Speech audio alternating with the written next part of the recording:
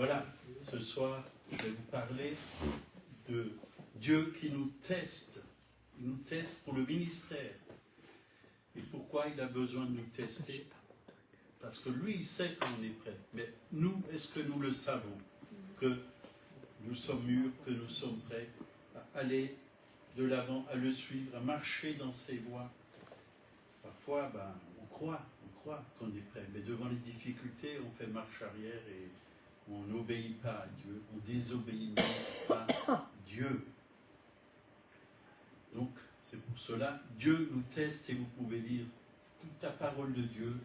Tous ceux qui ont été utilisés par Dieu ont été testés. Voilà. 1 Timothée 3, verset 10. Qu'on les éprouve d'abord et qu'ils exercent ensuite leur ministère, s'ils sont sans reproche. Est-ce que nous sommes sans reproche? Est-ce que nous sommes purs dans nos cœurs? Est-ce que nous avons encore toutes sortes de choses qui doivent être transformées? Dieu le fait. Dieu veut nous purifier, Dieu veut nous transformer. Mais on peut aller vite comme on peut aller doucement. Alors, on doit être sans reproche si on veut vraiment servir le Seigneur. Les femmes de même doivent être honnêtes, non médisantes, sobres, fidèles en toutes choses. Les diacres doivent être maris d'une seule femme et diriger bien leur foyer ou leur enfant et leur propre maison, car ceux qui remplissent convenablement leur ministère s'acquièrent un rang honorable et une grande assurance dans la foi en Jésus-Christ. Diacre, ça veut dire les serviteurs, c'est ceux qui servent. Les diacres, c'est ceux qui servent à table, mais ceux qui servent dans tous les domaines. Hein. Et Philippe était diacre, mais il a aussi été utilisé dans le ministère comme évangéliste. Il a prêché la parole, il y a des âmes qui ont reçu le salut, qui ont été sauvées, d'autres ont été guéries, d'autres ont été baptisées. Et Dieu regarde nos cœurs. Est-ce qu'on a un cœur pur? Est-ce qu'on est fidèle à marcher avec lui? Dieu regarde si on est fidèle dans les petites choses. Bien souvent, on veut faire tout de suite de grandes choses. Hein. On vient à l'église, puis voilà, on veut faire plein de choses. Mais on néglige les petites choses. Vous savez, le Seigneur regarde. Hein, si vous êtes fidèle, si vous êtes là, vous cherchez vraiment à faire quelque chose pour la gloire de Dieu. Il y a beaucoup de choses à faire dans l'œuvre de Dieu. Mais c'est toujours pratiquement les mêmes personnes qui font les mêmes choses. Par exemple, nettoyer une salle, venir nettoyer, laver les vitres, c'est toujours pratiquement les mêmes personnes qui le font. Mais c'est cela que Dieu utilise. Parce qu'ils sont déjà fidèles dans les petites choses. Vous voulez de grandes choses? Soyez fidèles dans les petites choses. Commencez à témoigner autour de vous. Allez dans les rues, distribuer des tracts, parlez de Jésus. Quand vous faites les courses, vous parlez à des gens que vous rencontrez, que vous connaissez. Dieu regarde à toutes ces choses. Est-ce que nous sommes fidèles dans la prière? Est-ce que nous sommes fidèles dans la prière? Est-ce que nous prions pour des personnes que Dieu met sur notre chemin, des personnes? Dieu veut mettre des fardeaux sur notre cœur. Mais souvent, on n'écoute pas le Seigneur. Puis on regarde la télé au lieu de prier, de chercher la face de Dieu, au lieu d'intercéder. Vous savez, moi, je reçois énormément de coups de fil. Hein. Monique peut vous le dire. Hein. Il y a des jours, ça n'arrête pas. Même aujourd'hui, j'en ai eu plusieurs. Je suis fidèle. Je vois les gens arriver. Je vois les numéros. Certains, je ne connais pas. Il y a juste des numéros que je ne connais pas. Mais je décroche pour voir qui c'est. Ça peut être quelqu'un qui a des besoins, qui a besoin d'être secouru, quelqu'un qui est malade, quelqu'un qui a toutes sortes de problèmes dans son foyer, dans sa famille, ou avec ses enfants, ou avec son mari, quelqu'un qui cherche du travail, qui est découragé. Il y a plein de gens qui ont besoin, mais si vous n'êtes pas fidèle dans les petites choses, Dieu ne vous enverrait pas. Il ne va pas vous envoyer des personnes que vous puissiez les suivre, les aider, les conseiller, les aimer, les écouter. Parce que Ça prend du temps, ça. Parfois, je passe 1h30, 2 heures même, au téléphone avec des personnes. Et j'ai pas commencé comme ça, bien sûr. On commence petit à petit. Celui qui est fidèle dans les petites choses, dit la parole de Dieu, nous confie de plus grandes choses. Et Dieu regarde. Si on est fidèle dans les petites choses, il regarde. Même si nous, on ne le voit pas, mais Dieu le voit. Et il connaît votre cœur. Donc il est dit, au verset 10, qu'on les éprouve d'abord et qu'ils exercent ensuite leur ministère s'ils sont sans reproche. S'ils sont sans reproche. Est-ce que vous venez à l'heure aux réunions de prière ou à d'autres réunions? Bien sûr, parfois quand on cherche quelqu'un, je comprends qu'on ne peut pas toujours venir à l'heure. Hein. Mais nous devons apprendre à nous discipliner. À nous discipliner. Vous voyez, vous ne pouvez pas, si vous avez un travail et que vous devez pointer par exemple, ben, il faut être à l'heure. Il faut être à l'heure. Moi, quand j'étais apprenti ou même ouvrier, j'avais un patron, ben, je venais même à l'heure, 10 minutes avant l'heure. Je ne venais pas en retard, parce que très vite les camionnettes partaient, ils devaient être embarqués pour aller sur les chantiers, quoi. Et c'est important qu'on soit à l'heure aussi, parce que Dieu est aussi un Dieu d'ordre. Et même dans la Bible, il y avait l'heure de la prière. Hein. Vous lisez les Actes des Apôtres, à l'heure de la prière. Vous avez des horaires pour prier. Et c'est important que nous soyons à l'heure, quand nous puissions pas louper quoi que ce soit, parce que le Saint-Esprit, il agit quand on se réunit. Il agit, il parle, il parle. Donc, important d'être vraiment des disciples. Le mot disciple vient de discipline. Si on n'arrive pas à se discipliner et qu'on vit n'importe comment vous voulez que Dieu nous utilise? Un jour, oui, j'ai envie d'aller au culte. L'autre jour, oh, j'ai pas envie. Il fait trop chaud, il fait trop froid, il pleut, j'ai pas envie. Oh, il y a un beau match à la télé. Tout ça, si vous voulez servir Dieu, il faut éliminer tout ça. Il faut mettre tout ça de côté. Seigneur, je t'ai donné ma vie, c'est pour te suivre, toi. Ça, c'est l'ancienne école, et c'est dans cette école que j'étais. C'était la croix ou la valise. C'était comme ça. Mais ça nous a fait beaucoup de bien, parce qu'on a appris à servir Dieu. On a appris à être honnête avec Dieu, mais aussi honnête avec nos frères et sœurs. Hébreux 12, verset 29. Car notre Dieu est aussi un feu dévorant. Dieu testera et éprouvera également un serviteur pour le purifier. Donc c'est comme si on veut purifier de l'or ou de l'argent, il doit passer par le feu pour que les scories soient brûlées. Dieu veut enlever de nos cœurs des choses qui ne sont pas à sa gloire. Qu'on soit des témoins fidèles, qu'on soit purs dans nos cœurs. Il va enlever toute impureté. Et quand on enlève les impuretés, l'or, il est pur. Donc Dieu veut utiliser des serviteurs purs, dont le seul motif pour le ministère est la gloire de Dieu, ainsi que le salut des âmes, la gloire de Dieu. On ne va pas sur une estrade comme ça, sur une chaire, pour montrer que nous, on sait quoi que ce soit, qu'on sait plus que les autres. C'est pas du tout ça, ça n'a rien à voir. On est là pour servir. On est là pour servir. Jésus, il n'est pas venu pour être servi. Je parlais avec une sœur au téléphone aujourd'hui, Gabriella, la secrétaire de Bishop Claudio, elle disait, comme moi, on est là pour servir, pas pour être servi. Même si Jésus a dit, je ne vous appelle plus serviteur, mais amis, on est amis, mais on sert quand même le Seigneur. On est là pour le servir.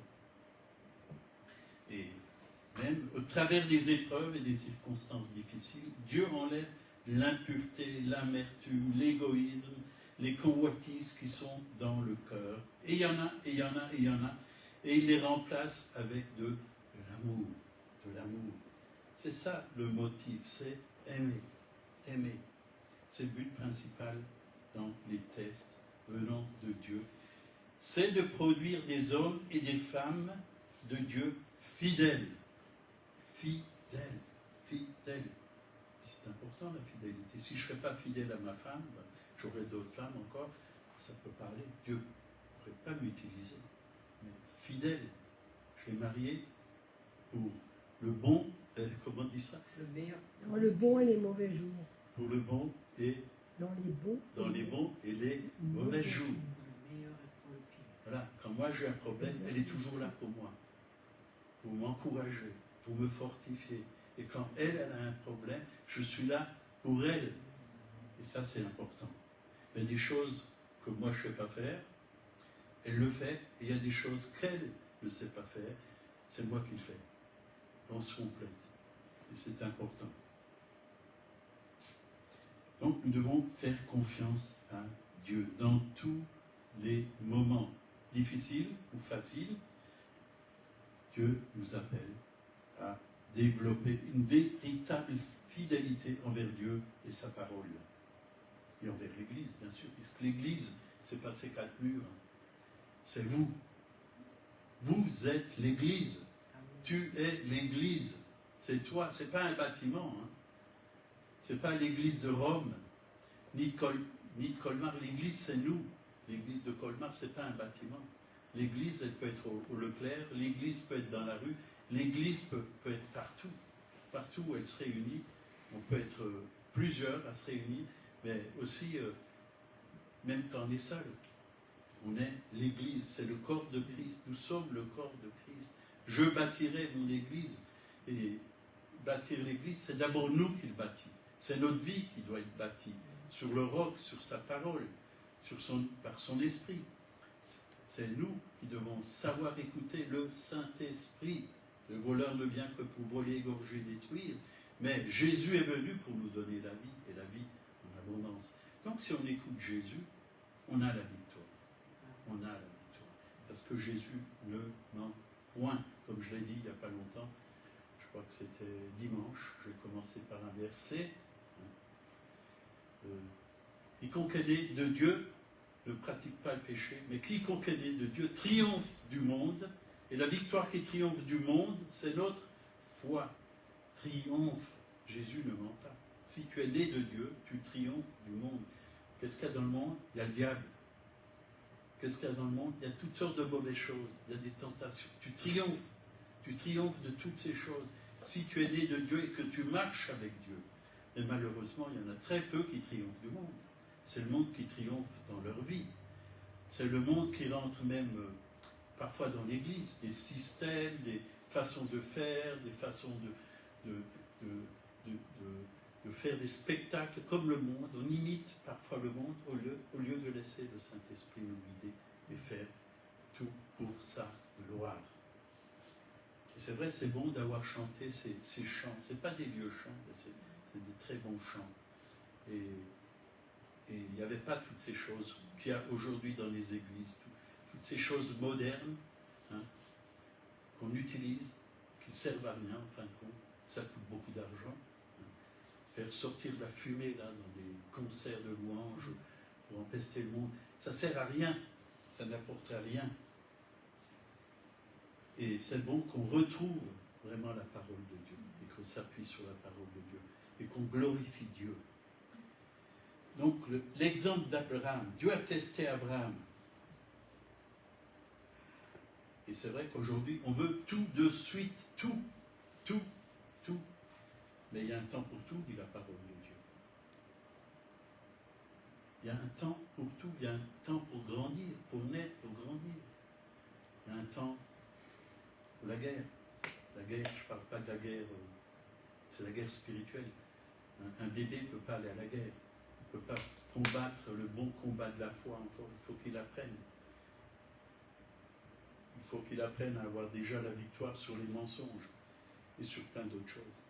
Le malin, c'est celui qui est venu mentir. Mentir, il est le père du mensonge. Et si on vit encore dans le mensonge, ben, c'est qu'il nous tient encore bien. Genèse 15, verset 4, Dieu avait promis à Abraham un fils né de ses entrailles. Comme héritier, Abraham n'attendit pas le temps de Dieu, et à l'âge de 86 ans, il eut un fils, Ismaël, de sa concubine Agar. Genèse 16, verset 11, pour ceux qui prennent des notes. Ce n'est qu'à 100 ans qu'Abraham a vu la promesse s'accomplir. Il a attendu longtemps. Et c'était une faute. Agar, aujourd'hui, qu'est-ce que c'est? C'est le peuple musulman. Voyez. Genèse 21, versets 1 à 7. On va le lire. C'est important de le lire. Je ne vais pas tout écrire, mais on va le lire.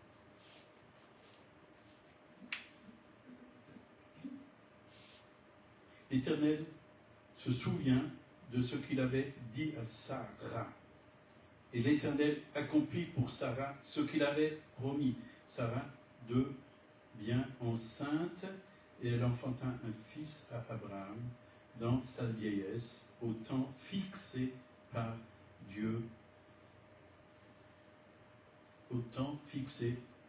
Donc Dieu lui avait parlé. Abraham donna le nom d'Isaac au fils qui lui était né, que Sarah lui avait enfanté. Abraham circoncit son fils Isaac, âgé de 8 jours, comme Dieu lui avait ordonné. Abraham était âgé de 100 ans à la naissance d'Isaac, son fils. Et Sarah dit, Dieu m'a fait un sujet de rire. Elle était âgée. C'est pour ça qu'elle disait, quiconque l'apprendra rira de moi. Elle ajouta, qui aura dit à Abraham, Sarah allaitera des enfants. Cependant, je lui ai enfanté un fils dans sa vieillesse. C'était un miracle. C'était un miracle. C'est beau. C'est vraiment beau.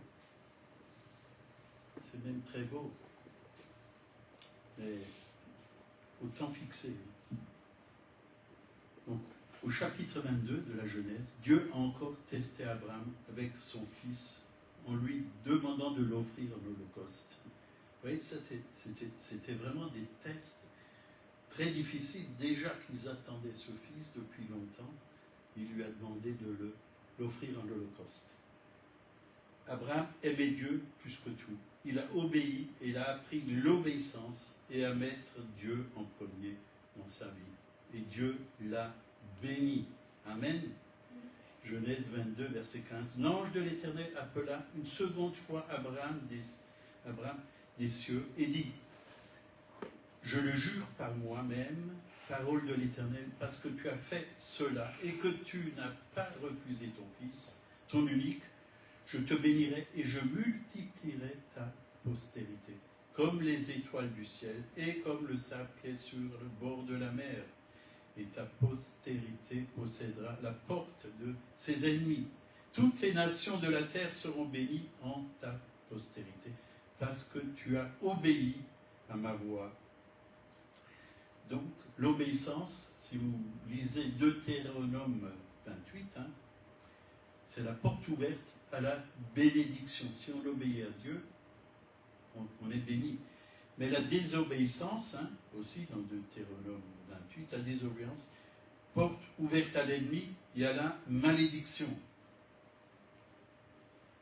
Et là, vous pouvez lire toutes les bénédictions et toutes les malédictions. Toutes les bénédictions si vous obéissez et toutes les malédictions.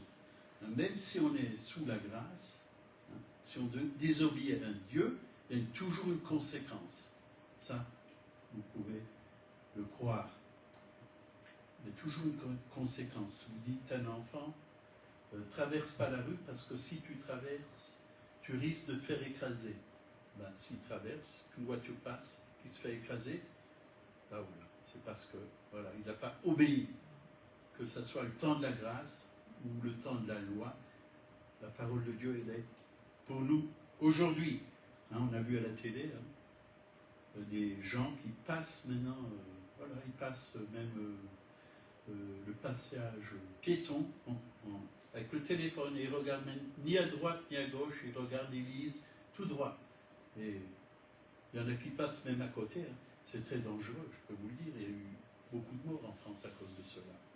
Et maintenant, ils vont faire une loi, ça sera une amende pour ceux qui font ça. Une amende. Ils peuvent être pénalisés. Psaume 105, versets 17 à 19. Il envoya devant eux un homme, Joseph, vendu comme un esclave.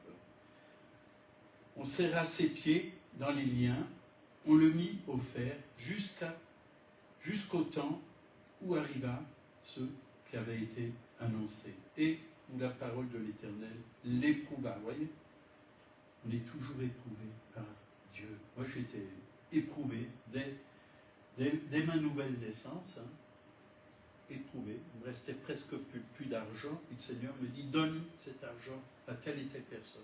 Je l'ai fait. Et j'ai été béni, croyez-moi, parce que j'ai obéi. Je savais que l'or et l'argent appartenaient à Dieu et que si j'avais des besoins, Dieu pourvoirait à mes besoins. Je n'avais pas à m'inquiéter pour l'argent. Je n'avais pas à être égoïste. Maman, c'est pas mon Dieu, c'est Jésus qui est mon Dieu. C'est le Père qui est mon Dieu, c'est le Saint-Esprit qui est mon Dieu. À l'âge de 17 ans, Joseph reçut une parole du Seigneur sous forme de 2 rêves. Dans le premier rêve, des gerbes de sa famille s'inclinaient devant la sienne dans le champ. Dans le deuxième rêve, le soleil, la lune et 11 étoiles s'inclinaient devant lui. Comme les 2 rêves représentaient son règne, il devint un objet de jalousie. Ses frères le vendirent à une caravane de marchands qui voyageaient en Égypte. Et là, ils furent vendus à Potiphar, l'officier de Pharaon. Genèse 39, versets 7 à 23. Joseph fut faussement accusé d'avoir essayé de séduire la femme de Potiphar et il fut mis en prison. Au travers de toutes ces circonstances qui étaient contradictoires, la parole de Dieu envers Joseph était testée. Joseph a attendu 14 ans pour voir l'accomplissement de la parole de Dieu dans sa vie. Avec une grande patience, Joseph a attendu que Dieu le fasse sortir de prison. Pendant tout ce temps de test, Dieu a développé dans sa vie son caractère, la sagesse et l'humilité. L'humilité, vous voyez? Alors qu'il était accusé de toutes sortes de choses mauvaises, Dieu l'a testé et Joseph est devenu Premier ministre. Il est devenu Premier ministre. Dieu l'a élevé parce qu'il a été fidèle. L'exemple de Moïse, acte 7, 22, pendant 40 ans, il est resté dans le désert. Dieu l'a dépouillé de toute la sagesse des Égyptiens afin de préparer pour son œuvre. Il l'a préparé pour son œuvre. Pendant 40 ans dans le désert, Moïse apprit ce qu'il avait besoin de savoir pour conduire le peuple de Dieu hors d'Égypte. Et c'est vrai, il avait une mentalité, parce qu'il a vécu avec les Égyptiens, il avait une sagesse qui venait d'Égypte et tout ça. Mais Dieu a dû démolir toute cette sagesse pour lui donner la sagesse qui vient du ciel d'en haut. Et c'est vrai, aujourd'hui, on se plaint d'attendre parfois des années, des mois, des années, pour que Dieu nous utilise. Dieu ne nous utilisera pas si on n'est pas prêt, si on n'est pas humble, si on est encore orgueilleux, si on veut emmener nos propres pensées, notre propre vision. Il faut que tout ça, ça meure. Tout ça doit mourir. Même si on a des qualités qu'on a eues avant de rencontrer le Seigneur, parfois il faut les mettre de côté. Parce que Dieu nous donne mieux encore. Mieux. Je ne dis pas qu'il ne faut pas les mettre au service de Dieu, mais peut-être pas tout de suite.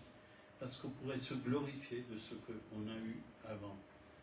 On pourrait se glorifier, dire « Ah, moi je sais. » Mais en fin de compte, ce qu'on fait, nous, ce n'est pas toujours ce que Dieu veut qu'on fasse.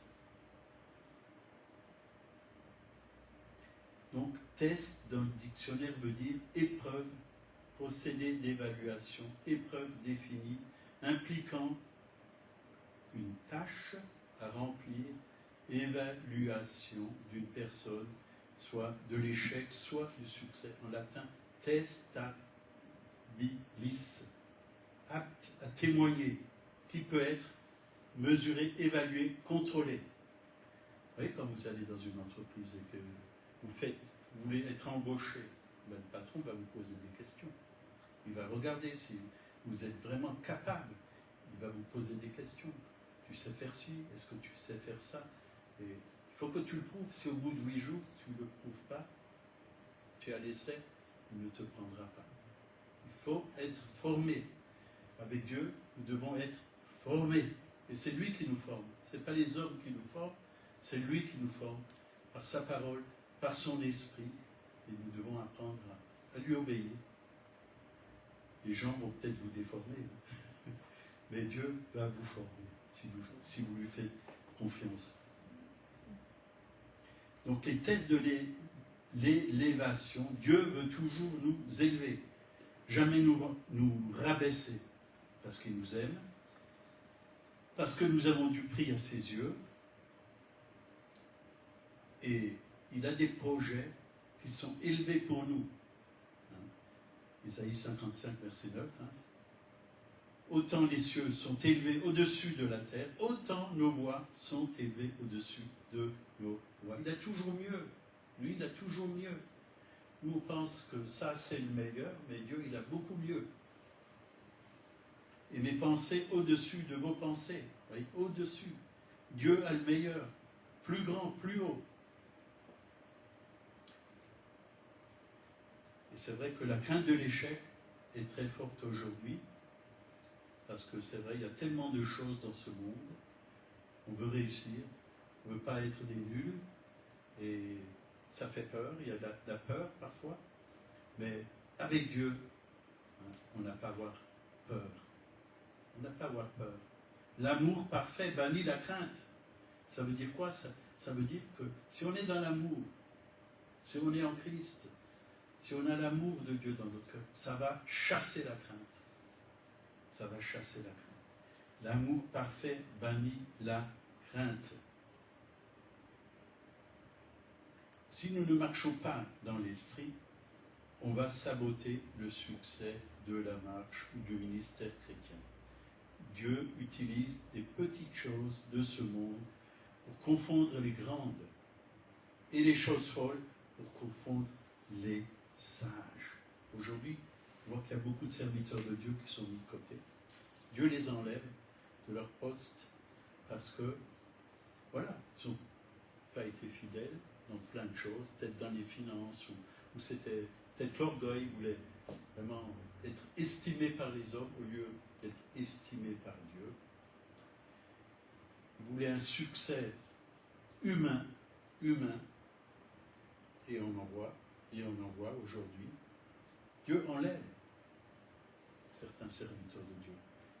Soit il les met de côté, soit ils sont malades, soit ils meurent. Il y en a beaucoup qui meurent. Mais il y a de plus en plus de serviteurs de Dieu qui sont malades. Je ne pointe personne du doigt en disant ça.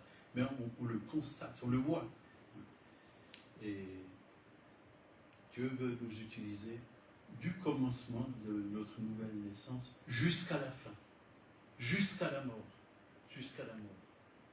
Éphésiens 2,10, car nous sommes son ouvrage, ayant été créés en Jésus-Christ pour de bonnes œuvres que Dieu a préparées d'avance afin que nous les pratiquons.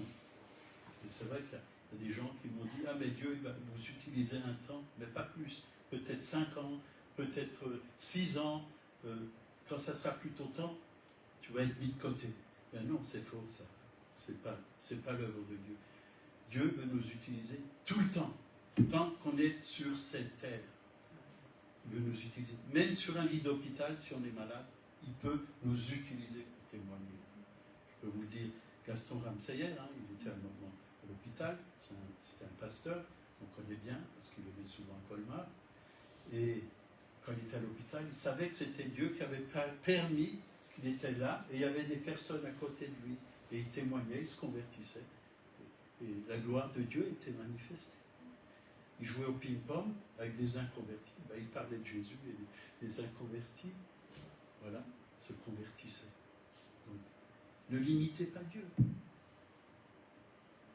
Dieu a des plans préparés pour vous, nous devons les accueillir. Et ces tests, c'est bon pour nous, c'est agréable. Romains 12, verset 2, ce qui est bon, agréable et parfait.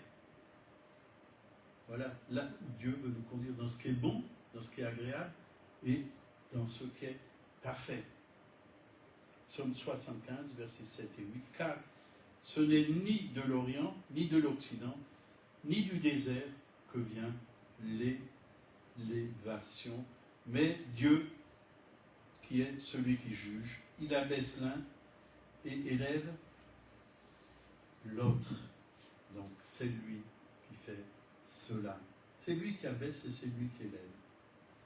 Samuel 2, verset 7. L'Éternel appauvrit et enrichit, il abaisse et il élève.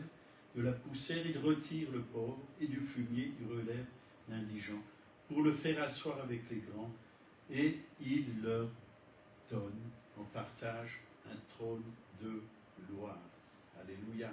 Verset 10. Il relèvera la force de son oint. Si Dieu vous a oint, vous a établi, alors votre force sera relevée. Et là, la différence entre Saül, pas Saul, parce que l'autre fois elle nous a dit Saul, Carrie, alors c'était ça. Je sais jamais le nom. Saül. Trina.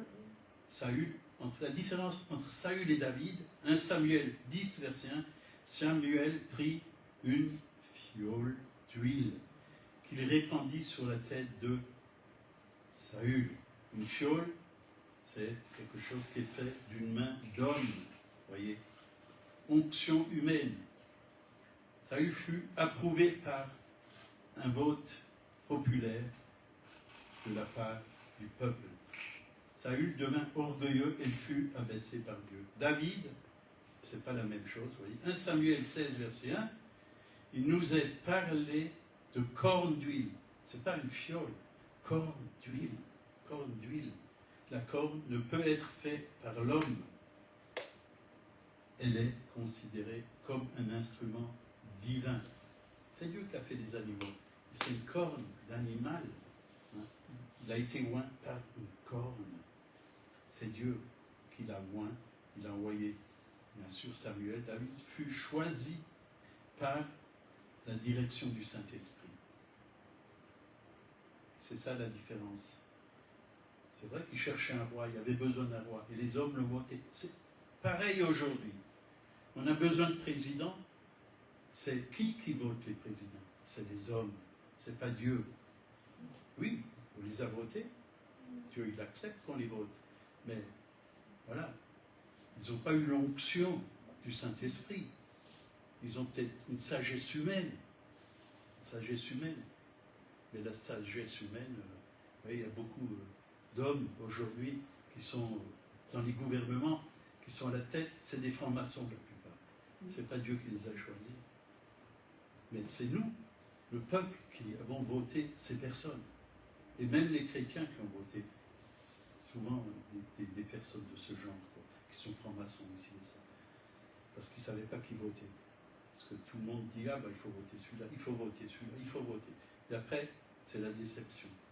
On voit ce qui se passe en France aujourd'hui. On sort des lois mauvaises, des lois d'homosexualité, marier les homosexuels.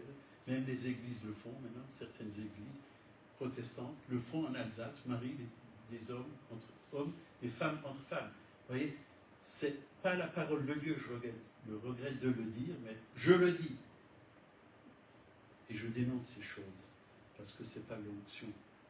Psaume 92, verset 11, David dit, « Et tu me donnes la force du buffle, je suis arrosé d'une huile fraîche. » Dans l'onction, il y a de la force, de la fraîcheur. Il y a le renouvellement, il y a l'humilité, parce que nous savons que ça vient du Saint-Esprit et que c'est Dieu qui met cette onction sur nous. David demeura humble, fut élevé par Dieu. Psaume 132, versets 17 et 18. Là, j'élèverai la puissance de David. Je préparerai une lampe à mon oint. Il a été oint par Dieu. Je revêtirai de honte ses ennemis et sur lui brillera sa couronne. Amen. Amen. Il s'arrête là. Merci Seigneur, ta parole qui est vraie. Que ce soit dans l'ancienne alliance, dans la nouvelle alliance, ta parole est la vérité, Seigneur. Et tu oins des hommes pour le dernier réveil. Tu oins des hommes, et c'est toi qui les élèves, s'ils sont fidèles, s'ils marchent droitement avec toi. Et tu abaisses aussi ceux qui sont orgueilleux, tu les mets de côté, Seigneur. C'est ta parole qui le dit, et nous le voyons sous nos yeux en ce moment. Nous le voyons. Merci, Seigneur, pour ta fidélité. Nous voulons être vraiment à ton écoute. Nous voulons nous abaisser devant toi, Seigneur. Sans toi, nous ne pouvons rien faire. Mais avec toi, comme l'a dit Paul, je puis tout par Christ qui me fortifie. Seigneur, apprends-nous à rester des hommes simples, mais des hommes véritables qui t'aiment de tout leur cœur et qui marchent dans le chemin de l'obéissance et qui font les œuvres que tu as préparées pour eux. Au nom de Jésus, Amen. Amen. Que Dieu vous bénisse. Amen.